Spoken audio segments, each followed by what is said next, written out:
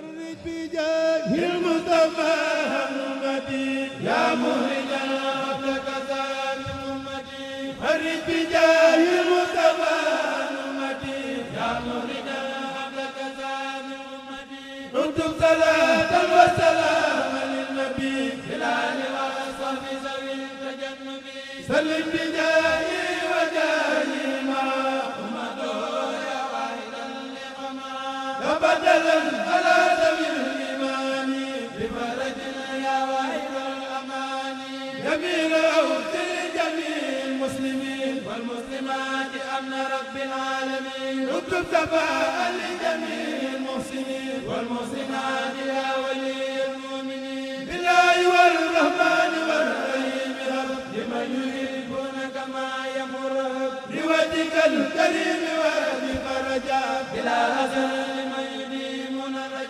أبي ذوي الإيمان والإسلام خير البصارات بلا ملام موتة ربك القديم يا خير من يجود بالتقديم ربنا يا إليك يا سكون بكرم ومنة وبالسكون بحق وجهك الكريم هبله إجابة يا من نهوك قبله بالله والرحمن والرحيم يا من بقريب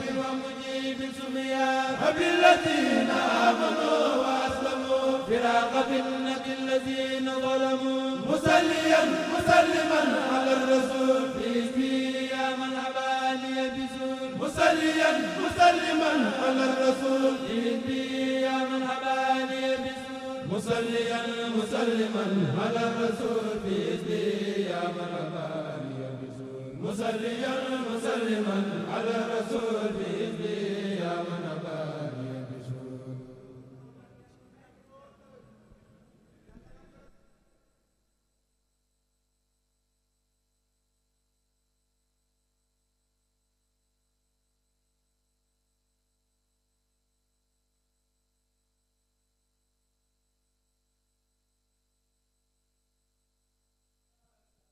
asalaamaaleykum wa rahmatulahi taala wa barakaatu.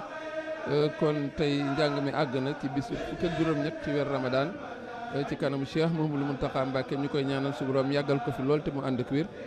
suba ak jàmm incha allah fas yéene doon fukki fan ak juróom-ñeent ci weer Ramadan kuréel bu ñu duppee sëñ Mayib Guèye ñoom ñoo war a aye njàng mi ñi nga xam ne ñoo aye gàttandu bi ak gunge bi mooy kuréelu Muxaddamatul Xidma bu Daara Sarxi bu Dakar. Donc la déclamation vient de s'estomper en ce 18e jour du mois lunaire de Ramadan. Demain, Inch'Allah, ce sera le 19e et les jours s'égrènent inexorablement. Et c'est le groupe dénommé qui a pour titre baptisé Serigne Mayib Guèye, qui est une icône dans la déclamation des Khassaïd et qu'il a fait devant le chef. Le courriel qui va se produire porte le nom de cet illustre homme. Et ensuite, c'est au groupe qui est dénommé Muxaddamatul Xidma de la Daara Sarxi de Dakar qui aura la charge d'accueillir et de raccompagner le khalife. Donc nous enchaînons sur le poème que nous avons à cœur de vous présenter et nous avons essayé de nous rattraper puisque nous avions prévu de vous parler de Jazboul Khouloub hier. Jazboul Khouloub, mais qui est un poème phare et en atteste le fait que le vénéré Cheikh Abdoul Ahad Mbacké en avait fait la commande de traduction en 1980, bien avant 1989, et pour que l'on traduise ce poème en français. Et c'est la preuve que c'est un poème, n'est-ce pas, très représentatif dans la production du vénéré Cheikh Ahmadou Bamba. Nous allons nous parler de Jazboul Khouloub dans le forme et dans la fond, globalement, puisqu'il y a une thématique centrale qui se trouve à l'intérieur et que nous avions prévu d'évoquer hier. C'était la légendaire de bataille de Badr. Parce que Jazboul Khouloub est un poème qui est surchargé de thématiques, de centres d'intérêt. D'abord, pour la présentation globale du poème, il faut retenir que c'est un poème qui est assez long, 185 vers. C'est un poème écrit dans ce qu'on appelle le maître du Majzour Rajaz. Le Majzour Rajaz se présente comme 4 fragments et les 3 riment entre eux et il y a un dernier fragment qui a une rime principale, une rime en mi. Tous les 185 vers se terminent par mi, mi, mi jusqu'à la fin. Il y a aussi que c'est un poème qui globalement réserve beaucoup de richesses. D'abord le titre est travaillé par le chef parce qu'on dit Jazbul Khoulob li Alamil Ghuyub. On voit combien le cheikh rend la chose poétique, ne serait-ce que dans le titre. Déjà le titre nous donne un avant-goût de cette dextérité qui fait que donc le titre lui-même est rimé. On voit que Khoulob rime avec Ghuyub. Et le titre est traduit par l'attirance des cœurs vers le connaisseur des mystères. Un titre hautement symbolique. Il faut dire que déjà dans l'architecture du poème, il y a plusieurs thématiques qui sont convoquées. Il y a plusieurs centres d'intérêt. On en note au moins 6. Il y a la naissance du prophète. Il y a la nuit de la naissance du prophète. Il y a le portrait du prophète. Il y a ses miracles au quotidien. Il y a la légendaire bataille de Badr. Il y a le voyage et l'ascension nocturne, Isra wal Mi'raj. Il y a aussi le Saint-Coran. Donc 6 thèmes, 6 centres d'intérêt, n'est-ce pas, qui sont développés dans Jazbou. Et c'est également déjà une preuve de la richesse de ce poème-là. Il y a ensuite le fait que il faut dire que dans la manière dont le texte a été conçu, l'architecture du texte, chacune entre 2 thématiques évoquées, il y a toujours une série de prières sur le prophète. Et cela également rend la chose encore plus attrayante. Il faut ajouter également que sur le plan de la manière dont le texte a été conçu, on assiste à un véritable tissage. C'est comme une opération de tissage qui se fait, et d'où le terme texte, parce que le texte vient du latin texere, qui veut dire tisser. Et de ce point de vue, Jazbou est un véritable chef-d'œuvre. Au plan, ne serait-ce que dans la manière dont les thématiques sont agencées. Il y a donc ces 6 thématiques qui rythment le texte, et c'est important de le revoir. Mais le Jazbou est d'une richesse telle qu'on peut l'aborder sur plusieurs entrées. Ceux qui sont des techniciens des textes savent ce que s'appelle des entrées. C'est l'angle sous lequel on aborde le texte. Et à bien regarder l'architecture des thématiques, la succession des thématiques, on peut regrouper Jazbou en 2 grands volets, l'homme et l'œuvre. L'homme, c'est la nuit de la naissance, c'est également son portrait. Ça, ce sont 2 thématiques qui sont centrées sur l'homme lui-même. Mais tous les autres centres d'intérêt sont centrés sur l'œuvre, ce qu'il a fait. Et ses miracles au quotidien, la bataille de Badr, Isra wal Mi'raj, et ensuite cet effort qu'il a fait pour transmettre le message par le Coran. Donc Jazbou peut être vu sous l'angle de l'homme et de l'œuvre. Voyez donc déjà cette dextérité et cette pédagogie par laquelle le chef fait succéder les thématiques.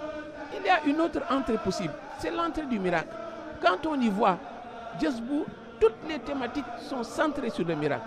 Tout ce qui touche au prophète est miraculeux. Sa naissance est miraculeuse. La bataille de Badr, il y a eu le miracle. Parce qu'on sait que 313 sont venus à bout de 1000 personnes. Ça, c'est un miracle particulier. Donc, l'entrée du miracle, c'est ce que nous allons développer. On verra que tout dans la vie du prophète est miraculeux. Au vers 86, déjà, quand il s'agit de la nuit de la naissance du prophète, il dit que le cheikh commence par évoquer donc pour revenir à cette thématique du miracle dans l'œuvre du cheikh, dans Jazbul Khoulob, on se rend compte que tout, disais-je, est miraculeux dans la vie du prophète. Sa naissance est miraculeuse parce qu'on verra que le jour de la naissance, la nuit de sa naissance, il y aura des miracles particuliers. Cette source de Sava qui disparaît, ce feu qui s'éteint, ces comètes qui traversent le ciel. Pour dire donc que tous les 4 éléments de la nature interviennent en cette naissance-là.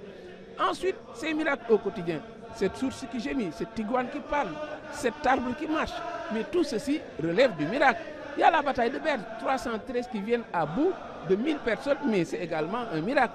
L'ascension nocturne, quitter la Mecque, aller à Jérusalem en une seule nuit, quitter Jérusalem et aller auprès du Seigneur, mais il n'y a rien de plus miraculeux. Il y a enfin le Coran, c'est le miracle par excellence, parce que c'est l'émanation, c'est la parole d'Allah, on ne peut trouver miracle plus grand. C'est pourquoi même les miracles, la manière dont les cheikhs les juxtaposent, c'est le miracle le plus naturel, c'est sa naissance, jusqu'au miracle le plus prestigieux, mais c'est la parole d'Allah le Très-Haut. C'est dire donc que c'est également une autre richesse de Jazbul Khoulob. Quand on regarde le portrait, quand on l'entend dire qu'il peut voir devant et derrière, mais rien ne peut être plus miraculeux. C'est le prophète, nous dit-on, qu'il est de taille moyenne. Et pourtant, toute personne qui se trouvait à côté de lui, il le surpassait. Mais ça également, il n'y a rien de plus miraculeux. Donc son portrait est miraculeux, sa naissance est miraculeuse, la bataille de Badr est un miracle, Isra wal Mi'raj est un miracle, Mais ces miracles au quotidien, c'est Tigouane qui parle. Il y a enfin le fait que le Coran lui-même est le miracle le plus absolu. Il y a aussi que le cheikh a pu faire des miracles, le prophète a pu faire des miracles avant même sa naissance. L'épisode d'Abraha, qui avait le projet funeste de détruire la Kaaba, mais s'il n'a pas réussi, c'est grâce à ces miracles du prophète qui a fait des miracles avant même son arrivée en ce monde. Donc vous voyez que c'est une approche également qu'on peut voir dans Jazboul Khoulob. L'entrée par les miracles est une entrée qui est très marquante. Il y a enfin au plan formel, Jazbou est un nid de procédés stylistiques. On peut voir d'abord les phrases de transition. Il n'y a aucun poème ou bien un centre d'intérêt que le cheikh aborde sans pour autant adjoindre ou bien mettre devant une phrase de transition ou bien un vers de transition. Au vers 33, il dit « Accorde ta prière et ton salut tout le temps à celui dans la nuit de la naissance de qui on a banni les péchés endurcis. » Là, c'est pour aborder la thématique de la naissance du prophète. Au vers 112, quand il dit « Salih Allah alayhi shafa biyomi badrin » accorde ta prière et ton salut au lion qui a apporté la solution le jour de Badr, mais c'est pour introduire la thématique de la bataille de Badr. Il y a force, assonance et allitération dans Jazboul Khoulob, et de façon très pédagogique, et on n'a pas besoin d'être un féru de l'arabe pour remarquer ces assonances et ces allitérations, parce que la poésie fonctionne sur le rythme et la sonorité, et quand on entend le cheikh dire Ahmadouna Rahmatouna, Amidouna Nihmatouna, Mahmoudouna Farhatouna, Waljoudou Mouzidiyami, mais ça également, mais c'est le signe manifeste, n'est-ce pas, d'une allitération qui revient dans le texte. Quand il dit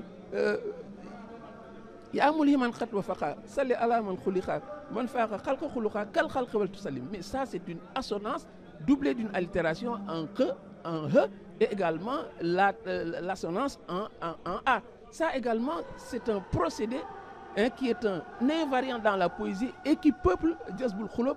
Donc sur le plan stylistique, Jazbou est très riche. Il y a enfin le fait de l'anaphore. L'anaphore, c'est le fait que le début du vers soit répété plusieurs fois. Il y a beaucoup de passages où il dit Ya Rabbana, Ya Rabbana. Et il y a une série de vers qui commencent tous par Ya Rabbana. Il y a une série de vers qui commencent par Salih Allah. Mais ça, c'est l'anaphore et c'est une pratique que le cheikh utilise souvent. Il y a enfin l'intertextualité. Il y a l'allusion à des versets du Saint-Coran, parce que quand le cheikh dit Salli wa salliman ala man khat ajaba bi wala yawma alastu awwala, mais on sait bien qu'il fait allusion au passage de la sourate Al-Anraf où Allah le Très-Haut interpelle les âmes leur disant Alastu bi rabbikum, ne suis-je pas votre Seigneur? Et le prophète est le premier à répondre et tous les musulmans ont répondu oui. Le chef donc fait allusion, n'est-ce pas, à cela. Et le dernier cas qu'on va évoquer, c'est au vers 174 quand il dit Kitab Rabbi al-Kitab, binasi Zalik al-Kitab. Zalik al-Kitab, on sait que c'est le début du Saint-Coran et le cheikh le prélève pour l'intégrer. Ça également, c'est un procédé stylistique qu'on appelle l'intertextualité. Donc c'est un poème aussi bien riche et sur le plan de la forme que du fond. C'est pourquoi nous avons voulu un peu titiller tous ces aspects pour inciter les uns et les autres à aller revisiter Jazbou, qui est un chef-d'œuvre hors norme. Vivement donc que chacun le consulte. Wassalamu alaikum wa rahmatullahi wa barakatuh.